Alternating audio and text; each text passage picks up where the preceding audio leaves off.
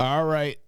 Buckle up, Star Citizen, the importance of server meshing. What if it doesn't work?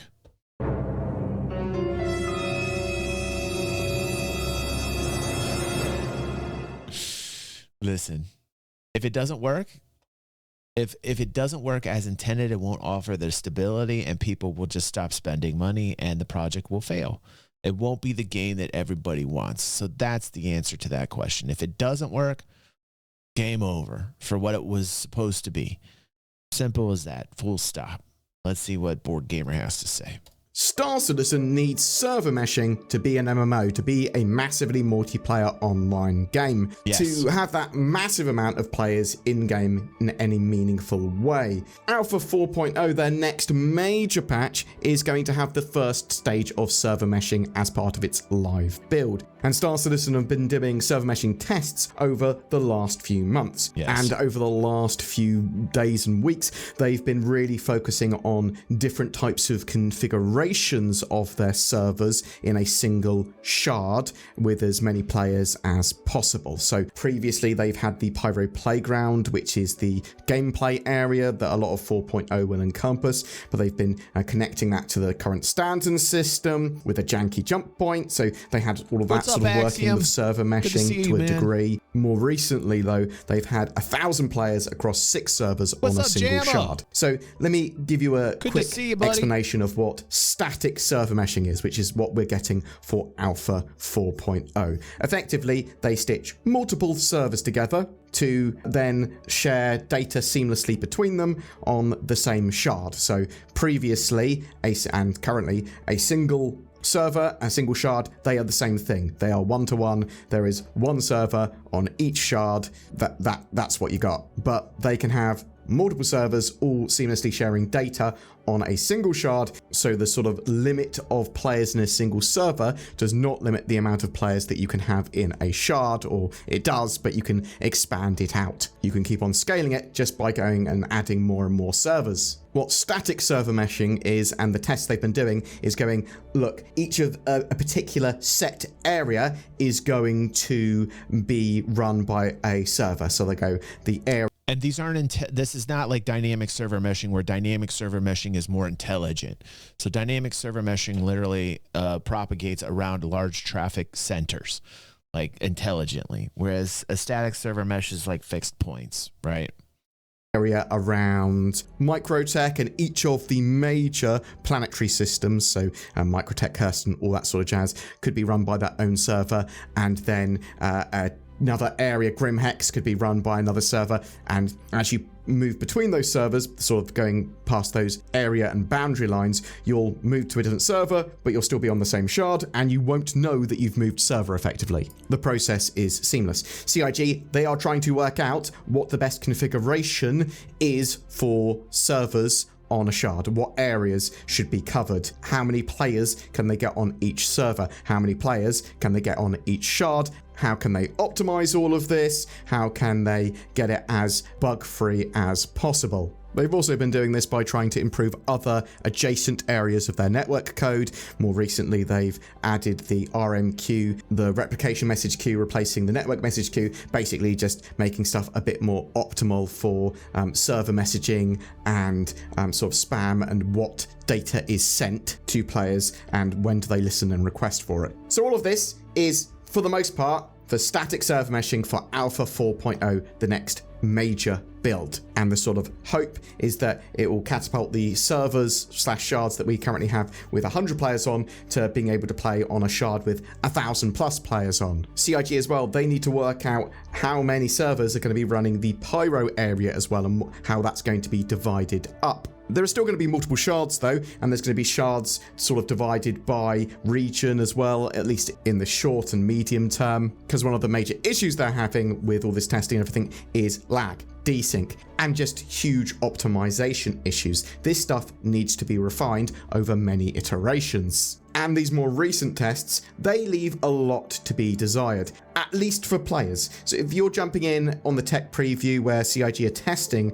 more recently you would have seen huge amounts of desync, lots of delay when playing, lots of people disconnecting. CIG, however, said that this data they have been gathering recently from players is much needed, allowing them to optimize and fix exactly what they need. They will be doing some more internal tests and improvements, and then this stuff will go back out to testing, and expect them to do this weekly, almost would be my expectation, or fortnightly. We might actually see more testing later this week and potentially today. And yeah, there's more and more of these tests being run all the time. They're going to keep on optimizing this and get it into a good state. But what happens if they don't? What happens? It's performing on this latest test much better than on the previous test, so we're actually seeing like a progression there, which is nice. Aether confirming with us. Strings came in here to let us know they were doing good, and then they got 30K'd, which is freaking hilarious right after he said that.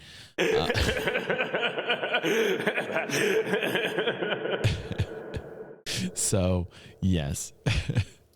If there are big issues that prevent them from releasing server meshing, well, they're going to optimize it more. They're going to do that even if it does work, right? They're going to want everything as optimal as possible. They're going to want stuff to have redundancy where possible. This is all going to need to work with server crash recovery. And when you're having loads of different servers on a single shard, then if someone crashes, there's going to be delays between the servers. How seamless is that experience? Common problems with moving between servers as well is that like your missions would drop, damage states wouldn't carry over, things like that. So there's going to be loads and loads of edge cases. They need to solve as many of them as possible. So yeah, if they have it in a state where there's huge amounts of interaction delay and it is not viable for them to push it with a build, well, there's the potential for delays with 4.0. They've got 4.0 planned by the end of this year. They want to have it in our hands by the end of this year.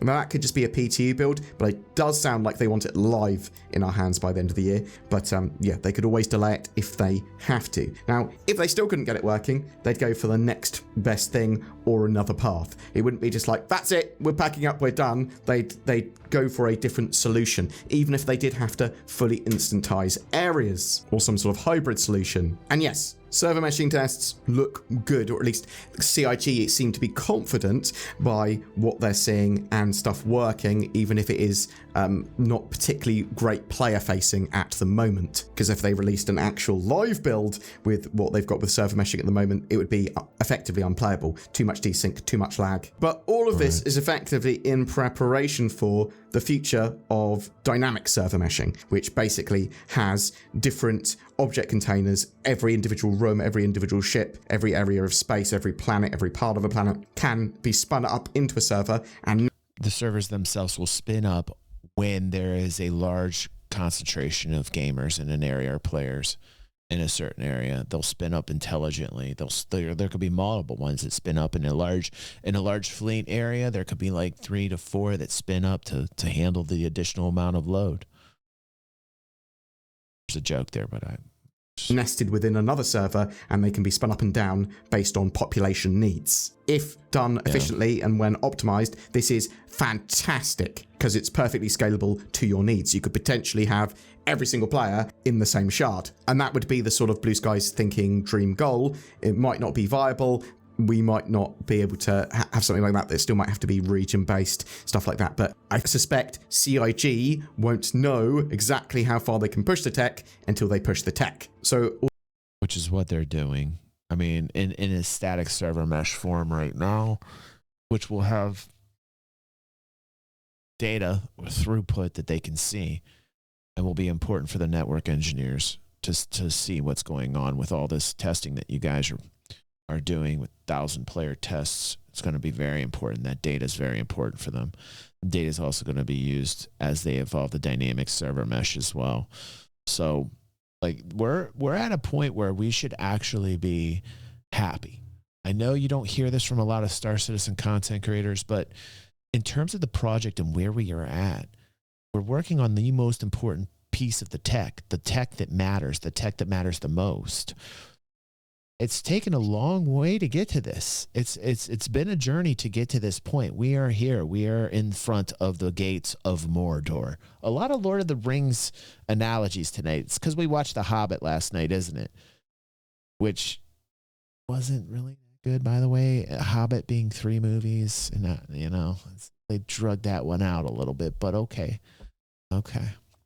just saying.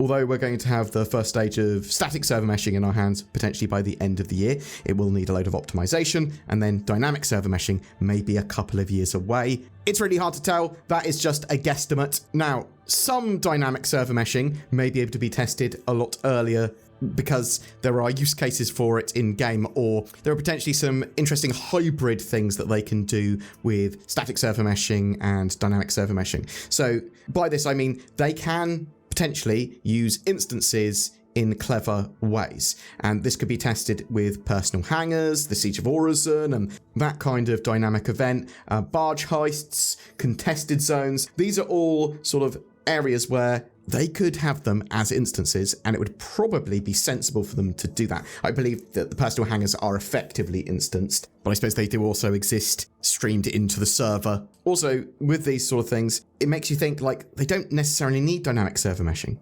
There's a load of other ways they could do stuff. I know that Star Citizen wants to be this beautiful, seamless thing where you can fly down to a planet and everyone's in the same shard, and there's a load of cool stuff that you can do. But if for some reason they can't do it in the way that they want to do it, they will do it the next best way. Which won't be the way that many of us have imagined it to be, which will be a disappointment, actually. You know, I mean, like they could probably stitch together a static server mesh that might be convincible, but you would not have the player counts that you were promised. So let's be perfectly clear about that. If they don't actually evolve this new tech or reimagine dynamic server mesh, and they don't accomplish that goal, and they try and stitch together a static server mesh that can kind of be the second best option, you will not have those big fleet battles. They will not exist. So in essence, to me, the answer still stays the same as when we started this video. He's asking, what if it doesn't work? The answer is that it will fail. Eventually, it will take a long time to get there. If they get a static server mesh that actually functions and they can convince people to stay and it's more stable, but the player counts are reduced, you'll have a limited amount of success. But it has to work, like Finger says. The dynamic server mesh has to work. They have to actually nail the new tech that they are pioneering. If they don't, I don't think the game will be as big of a success as most of us imagined or want it to be, period. Or at least CIG would if they weren't given the amount of money and time that they've been given. So they will probably make server meshing, dynamic server meshing. And let's think about this as well. Oh, let's think about that. That's nice to think about. Thank you for feeding me. I like eating. I'm a big boy. I need to eat a lot of food. Thank you, Luigi. I appreciate that. Luigi gifting Betty. Appreciate you, Luigi. Thank you so much, man. When we get to the point where you start seeing stability, you will see a large shift in people spending more and more time playing this game. And it will change the momentum of the bad clickety-clack kind of reporting that I see out there, the naysayer, the Grima, the worm tongue, and Theoden's ear kind of reporting that I'm seeing that gets the most monetization from the largest Star Citizen content creators. You'll start to see the shift. I don't know what you will have left if they, in fact, get a more stable Star Citizen playing experience. I don't know what you will have left to really naysay. Once you start to see that stability hit, you're going to be hard pressed to see any naysayer get any type of views or monetization from they're going to stop getting paid at that point. You know, work, whatever, eventually. And right. That might be something that you're really excited for, or something that fills you full of dread if it's going to take ages, because that could mean that we have a Star Citizen minimum viable product 1.0 without dynamic server meshing that they add later, which would probably be okay. Or it might mean that a Star Citizen 1.0 release is actually many years away until they get dynamic server meshing working in the way that they want. Or maybe they just get dynamic server meshing working a lot earlier than I think. No, No, this is going to be a long process. This is brand new tech that they're the only ones working on, by the way. So when I tell people like why I'm a fan of Star Citizen is they're revolutionizing the gaming industry, or at least they're attempting to, they're trying to. And like I said, for months now, and still have not found a title comparable yet in terms of the development, in terms of new game development. There is no other title out there that can compare in terms of the scope and what it is that Star Citizen is trying to do. There's none. Name me one. And we've already reviewed 4 different titles on the channel. We've already reviewed 4 different titles that people said, well, hey, how about this? How about this? How about this? We've reviewed them, and there's nothing yet comparable, which is why I'm super supportive of this project and what they're trying to do. They are trying to innovate. They are trying to make tech that does not exist for gamers, for us all. If you are a gamer, why are you not trying to endorse that? Why would you cut that off? Why would you want somebody to stop that innovation, or at least the attempt at it? But I sort of think it's interesting that CIG could just have a load of layers of contested zones in Pyro, and that way you could limit players going in a sensible way and just go, well, it's a sprawling, changing environment for those extraction looter-shooter elements. And thinking about it, that might actually produce some better content than having dynamic server meshing, than having everything persistent. It's an interesting one, right? I'm not saying that. No. I want persistence. I want a seamless fucking experience, and I want what it is that I signed up for at the very fucking beginning. Full stop. One is definitely better than the other. I'm just saying that it's an interesting conversation to have. Some of the content might benefit from being instanced. It would certainly take a lot of load off the servers. Maybe I'm mad, but this was supposed to... No, I don't know. BoredGamer, what's going on, Bored? What is he doing here? What is he doing here? No, Bored, you know better. That's not what we signed up for. Come on, Bored. Come on, dude. You know that's not what you signed up for. Come on now, dude. Let's be real. Let's be real. We know what we signed up for. We want the unlimited amount of players, seamless fucking experience, the huge fleet battles, or bust. They are pushing to make this tech happen. They're pushing for a reason. We are here at this precipice now.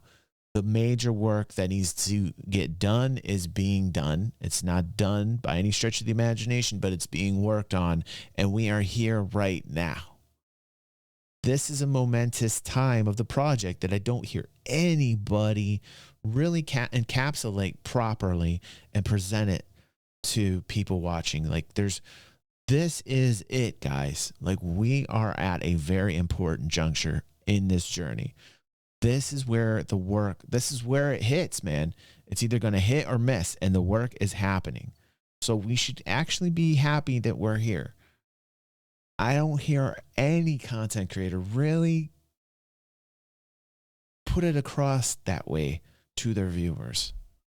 To be a bit of a ramble, and I'm interested to know your thoughts on this. I might have gone a bit off tangent, and I might be wrong by some stuff, and tell me in the comments if I am. I'm willing to hear other people's points of view on this. Obviously, Star Citizen is a melting pot of ideas from the community of how they should advance and improve their game in a lot of areas. CIG obviously have lots of plans for certain bits and bobs, and we are unable to influence certain bits, but like master modes, they're constantly... I gotta read this. Zav says, this is the taint separating the dream from reality. You made the taint very important. I'm very happy that you understand this, Zav.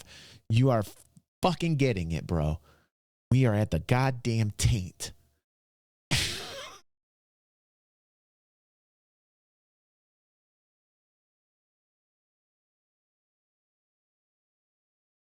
I'm just going to give the mic to Zav right now. I feel like, Zav, you can do a better show than me right now, bro. You get up here right now. You get over here and Pepe, get Zav a ticket here, man. What? We don't have the funds? Oh.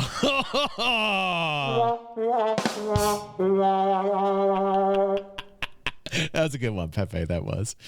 Taint. Exactly. Right, Zav. Right. Evolving, right? Hopefully they'll be in a really great state in a few months' time, or more people will be happy. Anyway, going off the rails more. Please tell me what you think in the comments below. I'm really interested to hear from you. I'm excited for static server meshing turning up in 4.0. Do you think it will turn up in 4.0 and it will be good? Are you worried everything is going to explode and break? And do you think they'll actually be able to have true dynamic server meshing one day? Or do you think it's a better idea to have... All right. Listen. I've said everything I have to say about this subject. If dynamic server meshing does not become a reality and does not give us the things that we are promised, to me, it'll be a disappointment and long-term failure. For the short term, if they bring in stability, they stitch together a static server mesh and they can provide us with at least the stability, yeah, that'll be great, but your player count will not be able to go too high. And even in these instances where we're doing the test and you're like, well, but DG, we're around 500 players right now. It seems like it's working great. Yeah, I would just say, like, in my mind, I've got these epically large battles going on. My experiences from like EVE Online and other MMOs where it was crazy amounts.